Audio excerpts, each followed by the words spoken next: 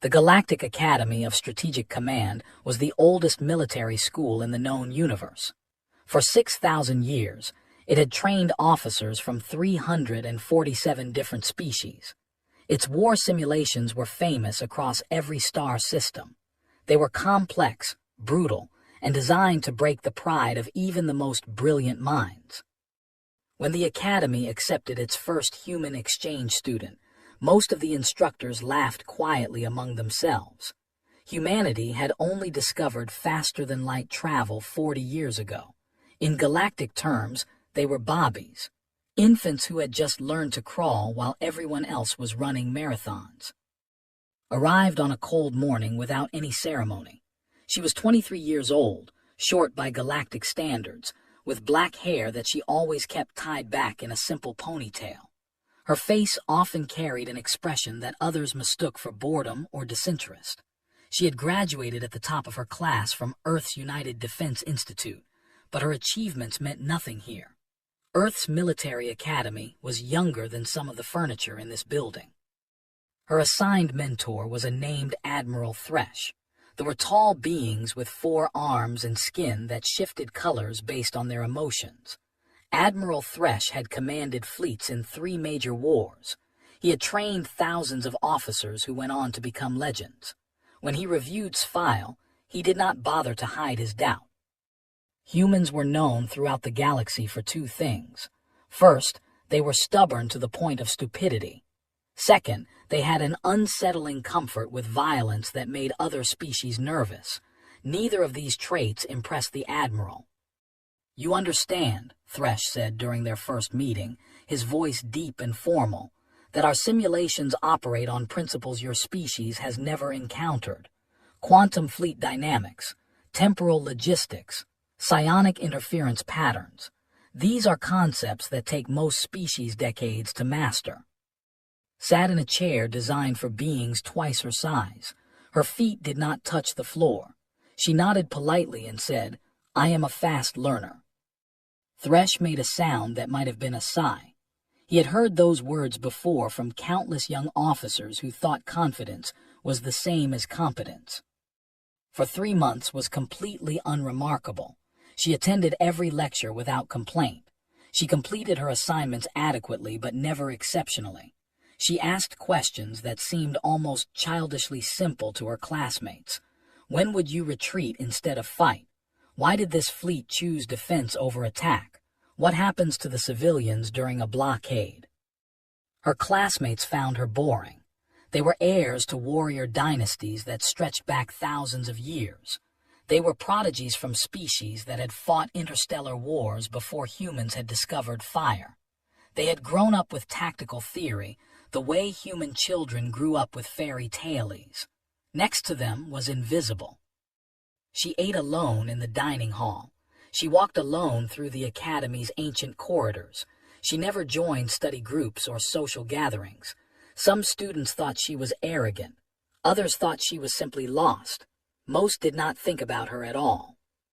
Only one person noticed something strange about the human student. Was a senior instructor who specialized in historical warfare analysis. He was older than most of the staff, with gray streaks in his fur and eyes that had seen too many battles.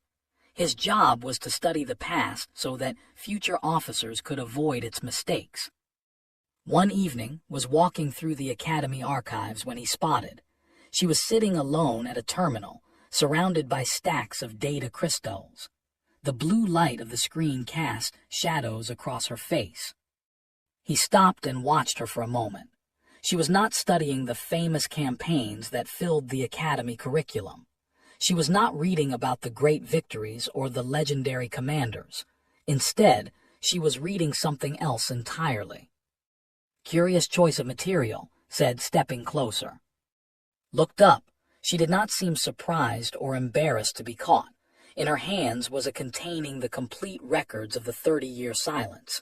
It was a war so devastating that it had rendered an entire arm of the galaxy uninhabitable. Billions had died. Entire species had been wiped from existence. It was not a victory for anyone. It was simply a catastrophe. "You learn more from failures," said simply. tilted his head.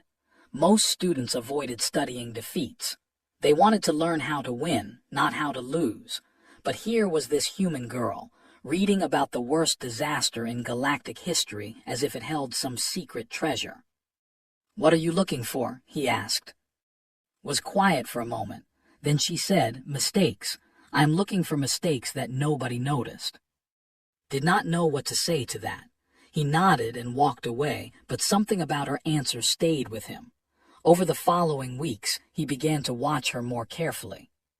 She was always in the archives, always reading the forgotten records, the battles that were too shameful to teach, the wars that ended badly for everyone, the decisions that seemed right at the time but led to ruin. She read them all, taking notes in a language he could not understand. Mentioned this to Admiral Thresh one afternoon. The human student spends all her free time in the archives. She is studying our greatest failures. Thresh's skin flickered with colors that indicated mild interest. Perhaps she is trying to learn what not to do. Perhaps, agreed, but I do not think that is all of it. What do you think she is doing? Considered the question carefully. I think she is looking for something that we missed, something that has been there all along but nobody thought to look for. Thresh made a dismissive gesture with two of his arms. She is a human. They have been traveling the stars for 40 years. We have been teaching warfare for 6,000. What could she possibly find that we have not already discovered?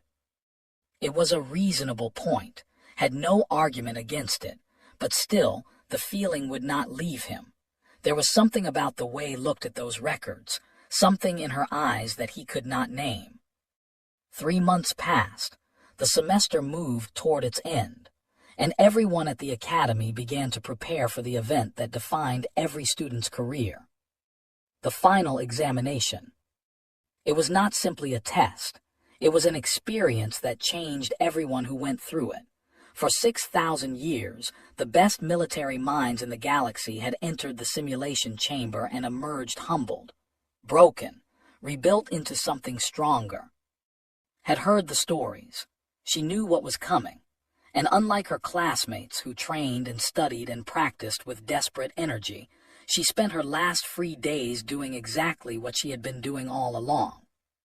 Reading about failures, taking notes, looking for something that nobody else had thought to look for.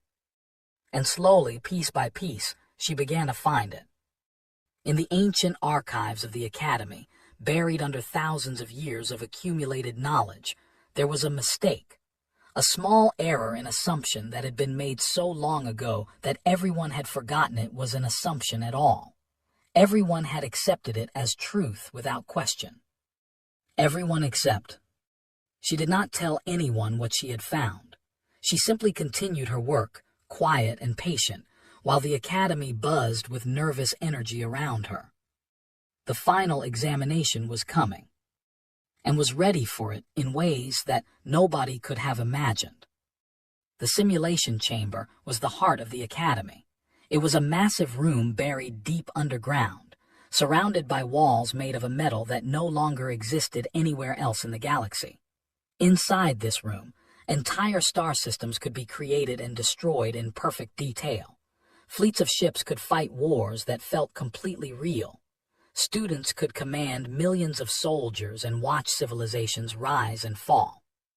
For 300 senior students, the day of the final examination had arrived. They gathered in the preparation hall at dawn, dressed in their formal uniforms. Some were nervous, some were confident, some had not slept in days. They all knew that what happened in the next 72 hours would define the rest of their lives. Admiral Thresh stood before them, his 4 arms clasped behind his back. His skin was a calm blue color that indicated seriousness. "You have trained for years to reach this moment," he said, his voice carrying across the silent hall. "Today, you enter the simulation chamber. You will face a scenario called the Annihilation Threshold. You will be divided into command teams. You will be given control of fleets, planets, and resources. The simulation will run for 72 hours of compressed time." He paused, letting his words sink in. No student has ever won the annihilation threshold. A murmur rippled through the crowd. Some of the students already knew this, but hearing it spoken aloud was different. It made the truth heavier. This is by design, Thresh continued. The scenario was created by the Academy's founders specifically to be unwinnable. It teaches humility. It teaches you that sometimes the only victory is to minimize losses. Sometimes the best you can do is not enough. He described the parameters of the examination. A coalition of 7 species must defend against an invasion force. The invaders had overwhelming numbers. They had better technology. They had no interest in negotiation or surrender. Their only goal was total extermination. Students who manage to preserve 30% of the civilian population are considered exceptional, Thresh said. The record, set 400 years ago, is 47%. That record has never been broken. The students exchanged glances. Some looked determined. Others looked afraid. All of them understood that they were about to face something that would push them beyond their limits. Stood at the back of the crowd, listening quietly.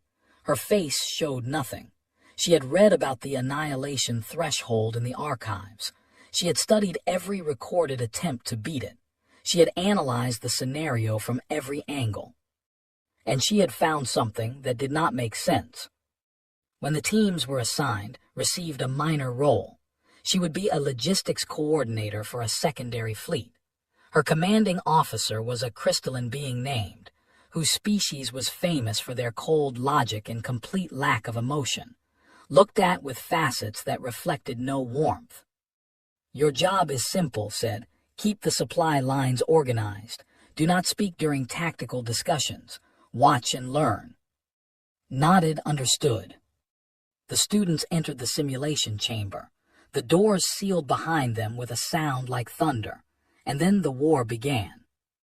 The first 6 hours were chaos. The enemy appeared from every direction at once. They moved faster than anyone expected. Their ships were larger, stronger, and more numerous than the intelligence reports had suggested. The forward bases fell within minutes. The defensive lines crumbled. Students screamed orders at each other while their fleets burned. Sat at her logistics station and watched. She moved supplies where they were needed. She tracked casualties. She did exactly what she was told to do, nothing more. By hour 12, the situation was desperate. Half of the coalition fleet had been destroyed. 2 were under siege. The command center was filled with the sounds of arguments and panic. Remained calm, but even his crystal facets had begun to cloud with stress. He was making the best decisions possible, but the best decisions were not enough. The scenario was designed to crush hope, and it was working perfectly. By hour 20, 3 of the 7 had fallen. Billions of simulated civilians were dead. The remaining commanders were arguing about which populations to save and which to abandon. There were no good choices left, only terrible ones. During a brief tactical pause, stood up from her station. She walked toward the central command console where and the other senior students were gathered. They were studying maps covered in red markers that showed enemy positions. There was red everywhere. "Excuse me," said. Nobody heard her. The arguments continued. "Excuse me," she said again, louder this time. Turned, the clouds in his crystal body darkened with irritation. Logistics coordinators do not speak during strategic conferences. Return to your station. I understand, but I have a question about the parameters. The parameters are fixed. They cannot be changed. I know, pulled out her. I have read them 17 times. Something in her voice made pause. The other students stopped their arguments and looked at her. The small human girl who had been invisible for 3 months was suddenly standing in the center of the room, holding their attention. The scenario specifies that the enemy force has no interest in negotiation, said slowly, but it does not say they have no capacity for it. Silence fell over the command center. "What are you talking about?" asked. Took a deep breath. She had been waiting for this moment for 3 months. Everything she had studied, everything she had learned, everything she had found in those dusty archives came down to this. "The enemy in this simulation is based on a real species," she said. "They existed 8,000 years ago. They fought a war against the civilizations of that era. Everyone assumed they were mindless destroyers. That is why the simulation makes them impossible to negotiate with." She pulled up data on her pad and projected it into the air above the command console. Ancient records, archaeological fragments, pieces of a puzzle that nobody had bothered to assemble. "But I found something in the archives. Original records from before the simulation was created. The people who designed this scenario based the enemy on incomplete information. They did not understand what they were modeling." His crystal form flickered with colors that had never seen before. Confusion, interest, disbelief. "Explain," he said. Pointed at the projected data. "There is a formation, an old pattern that ships would arrange themselves into. It is called the seventh spiral. It was used by the ancestors of the enemy species, not as a weapon, as a greeting, a declaration of peaceful intent." She looked around the room at the faces of students who had dismissed her for months. Some were skeptical, some were angry, some looked like they were beginning to understand. Every time in the historical records when ships formed this pattern, the enemy stopped attacking. Every single time. It was not fear, it was not a tactical pause. She paused, letting her words hang in the air. It was recognition. They were recognizing something about themselves in that formation. Made a sound like cracking ice. "You are suggesting that we can communicate with an enemy that has been designed to be impossible to communicate with." "I am suggesting that the enemy was designed wrong." Met his gaze without flinching. "I am suggesting that 6,000 years ago, someone made a mistake. And every student who has taken this examination since then has been trying to win a war that never had to be a war." The command center was completely silent. On the screens around them, the simulation continued. Ships burned. Planets fell. Billions of simulated lives hung in the balance. And in the middle of it all stood a 23-year-old human girl who was claiming that the Academy's greatest teaching tool had been built on a lie. High above the simulation floor, the observation deck was filled with proctors who had watched thousands of examinations over hundreds of years. They monitored every decision, every command, every moment of triumph and failure. They had seen students break down in tears. They had seen brilliant strategies collapse. They had seen the annihilation threshold crush the pride of civilizations. They had never seen anything like this. Instructor leaned forward in his seat, his 4 eyes narrowing as he watched the scene below. What is she doing? On the simulation floor, had somehow convinced to listen to her. The crystalline officer was still skeptical, but he had stopped dismissing her. The other senior students gathered around, watching as she continued her explanation. "She is redirecting 3 secondary fleets," another proctor observed. "They are moving away from defensive positions. This makes no tactical sense." "It is worse than that," said a third proctor. "She is exposing the Meridian Corridor. That is the last protected evacuation route. Millions of civilians are using that path to escape." The proctors watched in disbelief as gave orders that seemed suicidal. The 3 fleets moved into open space, leaving the evacuation route completely undefended. If the enemy attacked now, the remaining refugees would be slaughtered. The enemy attacked. Thousands of warships poured through the gap, racing toward the fleeing civilians. The proctors shook their heads. This was exactly what the scenario was designed to do: punish mistakes, make students pay for their errors. But then something strange happened. The enemy fleet encountered the 3 secondary fleets that had repositioned. The ships were arranged in a pattern that made no military sense. They were not in attack formation. They were not in defense formation. They were arranged in something else entirely. It took the proctors several minutes to understand what they were seeing. "That is a seventh spiral formation," whispered. His voice was barely audible. "Where did a human learn about the seventh spiral?" The seventh spiral was ancient. It had not been used in 8,000 years. It belonged to a species that had been extinct for so long that most people had forgotten they ever existed. It was not taught in any classroom. It was not in any standard database. But it was in the archives, buried deep in records that nobody bothered to read anymore. Records that had been studying for 3 months. On the simulation floor, the enemy advance stopped. Not slowed, stopped. 200,000 warships hung motionless in space, their weapons powered down. In 6,000 years of running this examination, the enemy had never paused. They were programmed to attack without mercy. They were programmed to destroy without hesitation. They were not programmed for this. High Proctor, a being of pure energy who had overseen the examination for 3 centuries, rose from his seat.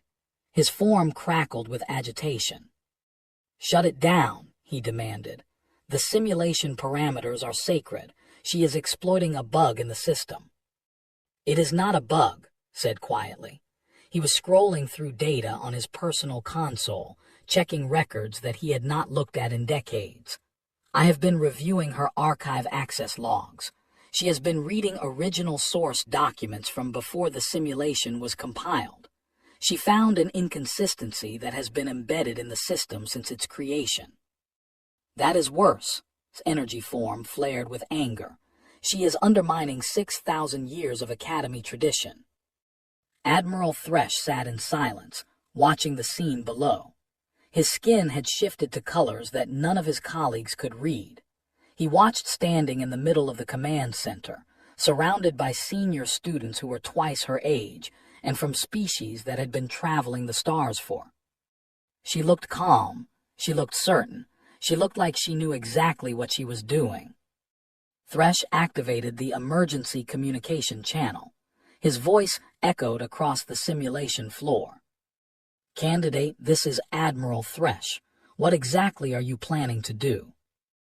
On the floor below, looked up at the observation deck. For the first time since she had arrived at the academy, she smiled. It was not a polite smile or a humble smile. It was the smile of someone who had been waiting for this moment for a very long time. "Well, sir," she said, "that depends on you." She gestured at the frozen simulation around her. The enemy fleet hung motionless. The evacuation ships were still fleeing. They were still burning, but everything had stopped, waiting for what came next. "Do you want me to wreck it live, or just show the debrief?" The proctors exploded into argument. Some demanded that the simulation be stopped immediately. Others wanted to see what would happen next, insisted that allowing to continue would destroy everything the Academy stood for, argued that refusing to let her continue would prove that the Academy was afraid of the truth. Admiral Thresh raised one of his 4 arms, and the room fell silent. "Candidate," he said through the channel, "explain what you mean by wreck it live." Nodded, her smile faded into something more serious. "The simulation's enemy is controlled by an artificial intelligence," she said. "A very sophisticated one. It can receive and process cultural signals. Right now, the enemy fleet is in a holding pattern because their deep programming recognizes the 7th spiral as a kinship greeting. They are waiting for the next part of the sequence." "Which is?" "A negotiation framework. I have reconstructed it from archaeological fragments in your archives." She held up her. "It is incomplete, maybe 60%, but if I transmit it, the enemy intelligence will have to process it. And based on how the program was originally written, processing an incomplete kinship protocol will force them into an error correction loop." Still standing nearby, made a sound like shattering glass. It was the crystalline equivalent of disbelief. "You want to crash the simulation by confusing it with ancient cultural data." "No," shook her head. "I want to do something more interesting." She turned back to face the observation deck. Her voice was calm and clear. The error correction loop will cause the enemy intelligence to search for the missing pieces of the protocol. It will try to reconcile its extermination orders with the kinship signals I am sending. And because those protocols are incomplete, it will reach out for the missing data. Silence. Reach out to where? Thresh asked slowly. To the only other entities in the simulation that might have it. Paused. To us. The implications hung in the air like smoke. If it was right, then the enemy was not a mindless destroyer. It was a broken child following corrupted instructions from ancestors it no longer remembered. It was not attacking because it wanted to. It was attacking because nobody had ever told it to stop, and was offering to tell it. Candidate, Thresh said. His voice was heavy with something that might have been wonder or might have been fear. You understand that if you proceed and fail, you will not only fail this examination, but potentially corrupt a simulation that has trained generations of officers. Yes, sir. You understand that success is not guaranteed. Your reconstruction is incomplete. The enemy intelligence might not respond as you predict. Yes, sir. And you understand that if you succeed, you will be proving that this academy's most important teaching tool has been fundamentally flawed since its creation. Met his gaze through the observation deck window. Her smile was gone now. In its place was something harder, something that looked very much like hope. Sir, with respect, she said, if it is flawed, would you not want to know? Admiral Thresh was quiet for a long moment. The other proctors watched him, waiting. His energy form crackled with barely contained fury. His fur had risen along his spine. Finally, slowly, Thresh's 4 arms folded in a gesture that had learned to recognize during her months at the academy. Permission. His hands moved across the console with steady precision. Around her, 300 senior students watched in complete silence. The simulation remained frozen. 200,000 enemy warships hung in space like stars that had forgotten how to move. She pulled up the data she had been assembling for 3 months. It was not complete. She had warned them about that. 60% was not enough to guarantee success. 60% meant there were gaps, missing pieces, holes where answers should be. But 60% was more than anyone else had ever found. I am transmitting the kinship protocol now, she said quietly. The data flowed from her console into the simulation. Ancient patterns, forgotten sequences, the cultural DNA of a species that had been dead for 8,000 years. It traveled across the simulated space and reached the enemy fleet. For a long moment, nothing happened. Then the enemy ships began to move. On the observation deck, proctors leaned forward in their seats. His energy form pulsed with anxiety, held his breath. Admiral Thresh watched with all 4 of his eyes fixed on the scene below. The enemy fleet was not advancing. It was not retreating. It was rearranging itself. The ships shifted position slowly, carefully, as if they were following instructions they had not heard in thousands of years. They formed a new pattern, not an attack formation, not a defensive stance, something else entirely. Recognized it first. That is a response pattern, he whispered. They are responding to her signal. I have seen that formation in the ancient records. It is an acknowledgement. The enemy fleet had formed a mirror image of the 7th spiral, a reply to a greeting, a recognition of kinship. And then, against every principle the simulation had been built on, the enemy transmitted a message. The communication came through the coalition's receivers as a burst of fragmented data. It was corrupted by thousands of years of simulated decay. Parts of it were missing. Parts of it made no sense, but had been preparing for this. She ran the transmission through translation algorithms she had built in her spare time. They were pieced together from archaeological databases and linguistic models that she had found buried in the Academy archives. Nobody had used these tools in centuries. Nobody had thought they would ever be needed. The translation appeared on the screen in simple, clear words. Kinship acknowledged, protocol incomplete, query, what happened to the others? The examination chamber went completely silent. Stared at the message. Her hands trembled slightly, but her voice remained steady when she spoke. They are asking about their ancestors, the species that created them, the civilization that was destroyed 8,000 years ago. She turned to look at the other students. They do not know what happened. They have been fighting for so long that they forgot why they were fighting in the first place. His crystal form had changed color. The cold logic that defined his species had been replaced by something that looked almost like emotion. The enemy has been waiting for someone to explain. Not waiting, shook her head. They did not know they were waiting. Their programming was corrupted. Their purpose was lost. All they had left was the command to destroy. But underneath that command, the original purpose still exists. They were created to protect their ancestors. When the ancestors died, they had nothing left to protect, so they attacked everything instead. She looked at the message on the screen again. Those simple words, that desperate question. What happened to the others? I need help, she said quietly. She turned to face the senior students who had spent 3 months ignoring her. My reconstruction is only 60% complete. I cannot answer their question alone. But between all of us, between everyone in this room and everyone watching from above, we might have enough knowledge to give them an answer. His crystalline form pulsed with colors that had never seen.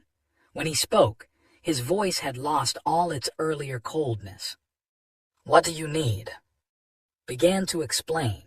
The enemy wanted to know what happened to their creators. They wanted to understand why they were alone. To answer that question, she needed to reconstruct the history of a civilization that had been forgotten for 8,000 years. She needed fragments of culture, pieces of language, echoes of tradition that had survived in the species that came after. Every civilization in the galaxy has been influenced by them, she said. Architectural styles, musical patterns, religious symbols. The pieces are scattered across hundreds of cultures. If we can find them and put them together, we can give the enemy what they are asking for. The senior students looked at each other. These were heirs to warrior dynasties, prodigies from ancient civilizations. They had been trained to fight wars, not solve archaeological puzzles. But they were also the best in minds in the galaxy, and they had just watched a human girl stop an unstoppable enemy with nothing but forgotten data and impossible hope. One by one, they began to move. A student from the delegation accessed cultural archives from his. A crystalline officer pulled up records of ancient trade routes. A telepathic being from the outer rim searched her memory for patterns she had learned as a child without understanding their origin. The command center transformed. It was no longer a war room. It was a research station. 300 students worked together, not to defeat an enemy, but to remember one. On the observation deck, Admiral Thresh watched in amazement. His skin shifted through colors that had no names. Beside him was furiously taking notes. This has never happened before, the instructor said. In 6,000 years of examinations, no one has ever turned a war scenario into a cultural reconstruction project. No one ever thought to try, Thresh replied quietly. Below them stood at the center of the activity. She coordinated the incoming data. She matched fragments from different sources. She built connections between pieces that had been separated for thousands of years. Hour by hour, the picture became clearer. The ancient civilization had not been warriors. They had been teachers, explorers. They had traveled across the galaxy, sharing knowledge and building connections between species that had never met before. When they realized their own extinction was coming, they did the only thing they could. They seeded their culture into every civilization they had touched, hoping that someday someone would remember. The enemy fleet had been their final creation, not a weapon of war but a guardian, designed to protect the legacy of their creators. When the creators died and the legacy was forgotten, the Guardians had nothing left to protect. Their purpose was corrupted. Their mission was lost. For 8,000 years, they had been searching for something to guard, and finding nothing, they had destroyed everything instead. Looked at the assembled data. It was more than 60% now. It was closer to 80, maybe even 90, enough to answer the question, enough to end a war that had never needed to be fought. She began to compose the response. The others fell to a calamity we did not understand. We preserved what we could. We are not your enemies. We are your inheritors. She transmitted the message. The enemy fleet received it, processed it, and for the first time in 8,000 years, the Guardians understood. They were not alone. Their creators had not been forgotten. Their purpose could be restored. Verification required, the response came back. Transmit proof of inheritance. Looked at the data they had assembled, cultural fragments from 100 worlds, genetic markers that traced back to ancient origins, architectural patterns that echoed across thousands of years. It was not complete proof. Nothing could be complete after so much time had passed, but it was enough to show the truth. The galaxy had been shaped by the ancient civilization. Every species in the coalition carried pieces of their legacy. The enemy had been guarding that legacy all along, without knowing it. This is the proof, said. She uploaded everything they had found. Not that we are their descendants. We are not. But we have been carrying pieces of them all along. Every species in this coalition has cultural elements that trace back to their civilization. She paused, looking at the data one last time. They did not fail. They seeded. And this simulation has been teaching us to destroy our own heritage for 6,000 years. The transmission went out, and everything changed. The enemy fleet received the transmission. For 17 seconds that felt like 17 years, nothing happened. 200,000 warships hung in space, processing data that contradicted everything their corrupted programming had told them for 8,000 years. Then the fleet began to move again. On the observation deck, proctors rose from their seats in alarm. His energy form flared bright with panic, even tensed, ready for the worst. But the enemy was not attacking. The ships were standing down, weapons powered off across the fleet. Shield generators went dark. The massive dreadnoughts that had been designed to destroy entire planets shifted into passive mode, their engines cooling to idle. And then, one by one, the enemy ships formed a new pattern in space. It was not a military formation. It was not a response pattern. It was something that none of the proctors recognized at first, something that had not been seen since before the academy was built. Was the first to understand. His voice came out as barely a whisper. It is a guardian formation. They are taking protective positions around our remaining fleets. They are offering to protect us. The final examination ended not with a victory percentage or a survival count. It ended with a first contact scenario that the Academy's founders had never imagined possible. The enemy had become an ally, not because they were defeated, because they were remembered. On the simulation floor, 300 exhausted students sat amid the wreckage of a war that had become something else entirely. Data terminals flickered with the remains of their research. Cultural fragments from 100 worlds floated on holographic displays. The work of reconstruction surrounded them like evidence of a miracle. Stood at the center of it all, she looked smaller somehow, now that the crisis had passed. The fierce determination that had carried her through the last hours had faded, leaving behind simple exhaustion. Admiral Thresh descended from the observation deck personally.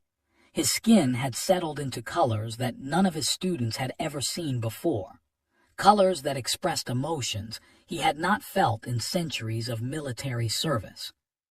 He walked across the command center floor until he stood directly in front of The human girl who had been invisible for 3 months. The exchange student that nobody had taken seriously. The logistics coordinator who had just rewritten the fundamental understanding of galactic history. "Candidate," Thresh said. His voice was formal, but something in it had changed.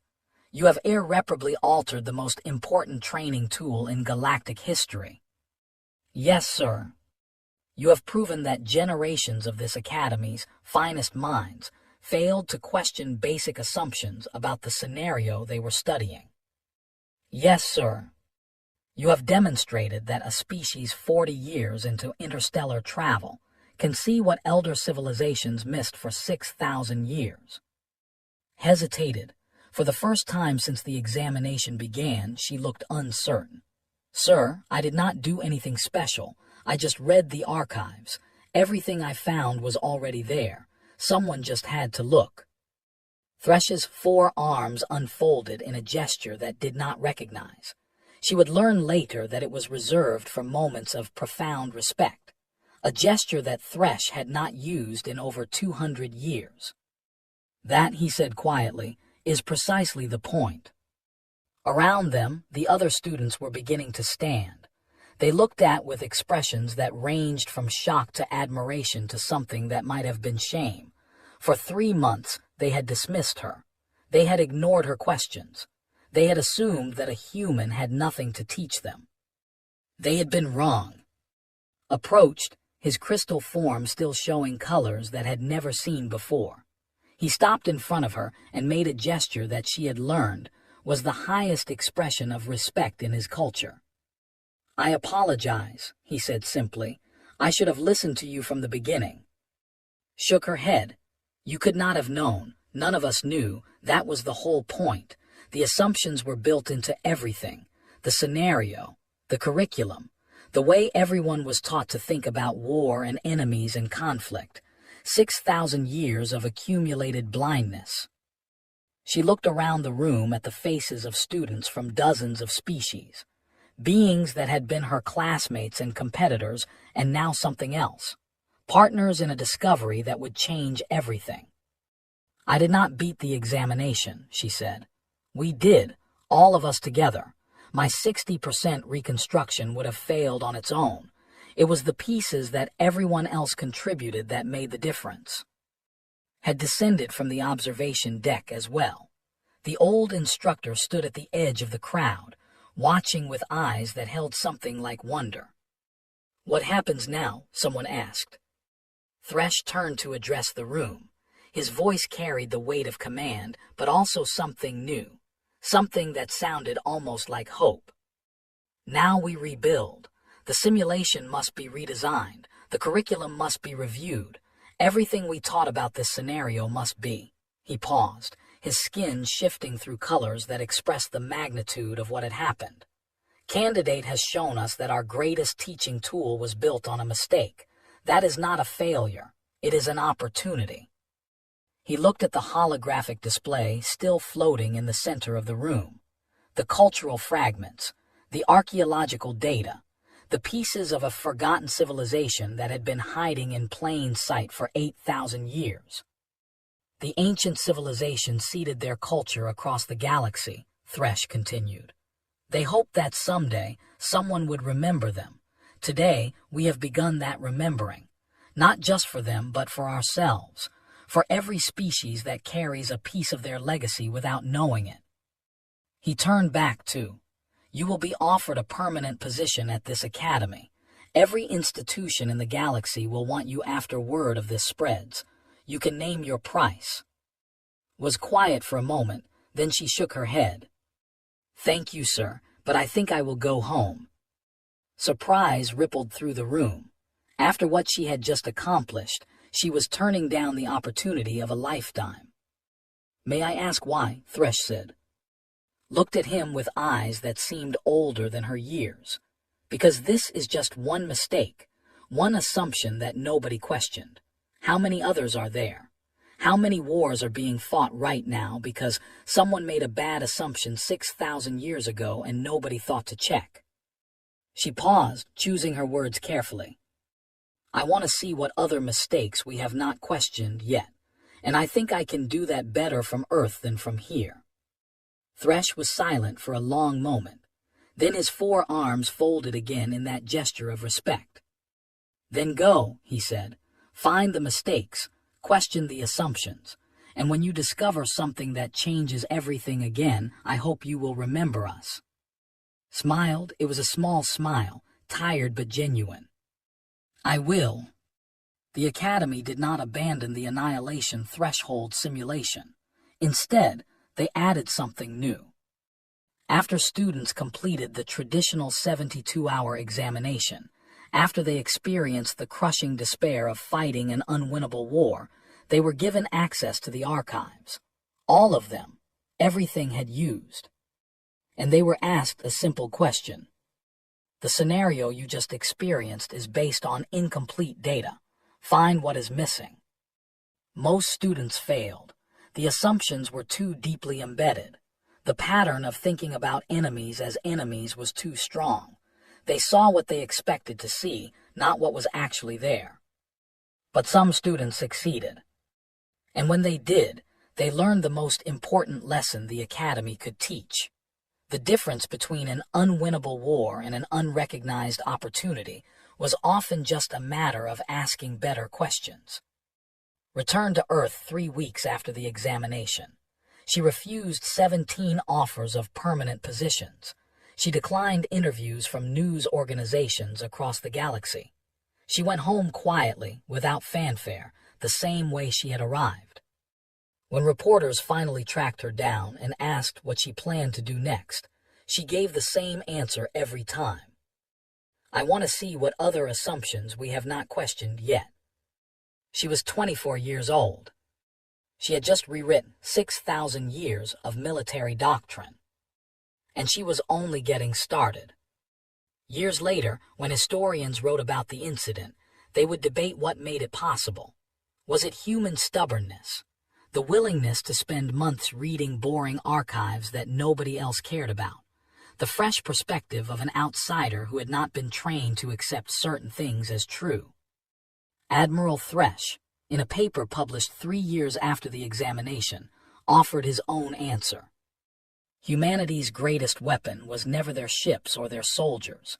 It was their persistent, infuriating refusal to accept that any problem was truly unsolvable. They looked at an enemy that could not be defeated and asked why not. They looked at a war that could not be won and asked who said so. They looked at 6,000 years of accumulated wisdom and asked what if everyone was wrong. And sometimes, against all probability and logic and experience, they were right. That was what made them dangerous. That was what made them valuable. That was what made them human.